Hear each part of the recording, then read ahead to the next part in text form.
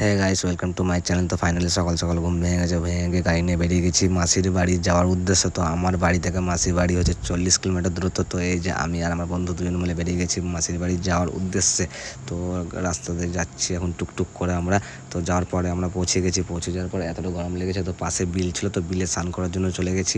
আর আমার ফোনটা আইফোন আছে, ওয়াটারপ্রুফ কিনা সেটা আমি চেক করবো।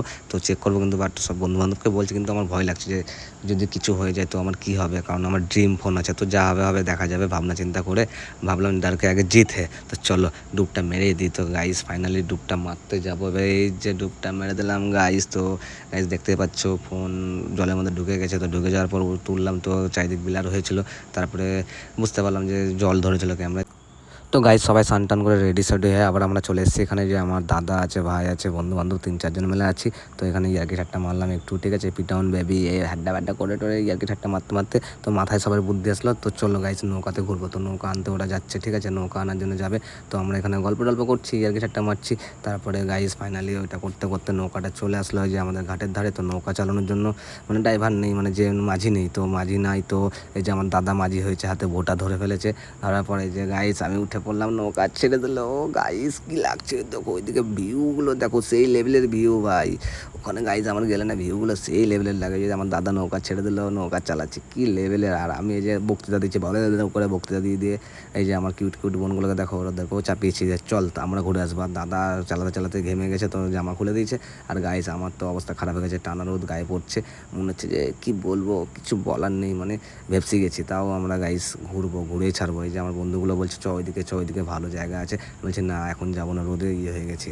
তো আমরা নৌকা থেকে নেমে পড়ে চলে এসেছি মাসির বাড়ির পাশে কীর্তন হচ্ছিলো। এই দেখো আমার মাসিকে দেখালো। তো গাইস এটা হচ্ছে বাচ্চাদের খেলনা। তো খেলনাতে আজকে উঠে আমরা লাফালাফি করবো। তো গাইস এই দেখো আমি উঠে পড়ছি, উঠে পড়ে আজকে ঝাম্পিং করবো। ওই দেখো কি ঝাপাচ্ছি, দেখো ওই দেখো আমি আমার দুটো বন্ধু আর প্লাস দাদা ঝাপাচ্ছি। দেখো ওরে বাবা, দাব লাফাচ্ছি, মানে কি বলবো, সেই লেভেলের লাগছিল লাফাতে। মানে ফার্স্ট টাইম আমরা এরকম ঝাম্পাঙে চেপেছি, ঠিক আছে। তো চাপাতে দেখো দুজন মিলে লাফালাফি করতে করতে এলে গিয়ে আর ভালো লাগছে না কিছু।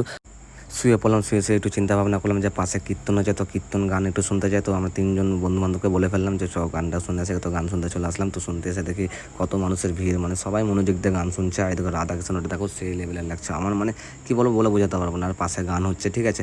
গান শুনতে না হঠাৎ করে মানে কী বলবো ঝড় বৃষ্টি উঠে পড়ে, ঠিক আছে। তো সেই টাইমে আমার দাদা ব্লগটা কন্টিনিউ করে। তো দেখো এত লোকের মানে চাপ হয়ে গেছে, মানে মানুষজন নিজের জায়গায় বসে থাকতে পারছে না, মানে এতটাই ঝড় বৃষ্টি, মানে সব মানুষজন ভিজে গেছে, এমনকি আমরাও ভিজে গেছি, ঠিক আছে। আর প্যান্ডেলের অবস্থা দেখো, দেখো কী আরে হাওয়া দিচ্ছে, মানে ঝড়।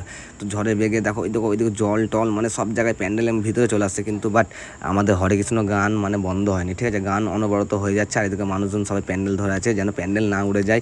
এই করতে করতে আমার ব্লগটা এখানে খতম হলো। সবাইকে বলে দিই টাটা বাই বাই। আর এরকম ব্লগ দেখতে থাকার জন্য আমার চ্যানেলটাকে সাবস্ক্রাইব করে দাও। তো সুস্থ থেকো, ভালো থেকো, আর আমার ভিডিও সবাই দেখতে থাকো। Tata bye bye, love you all.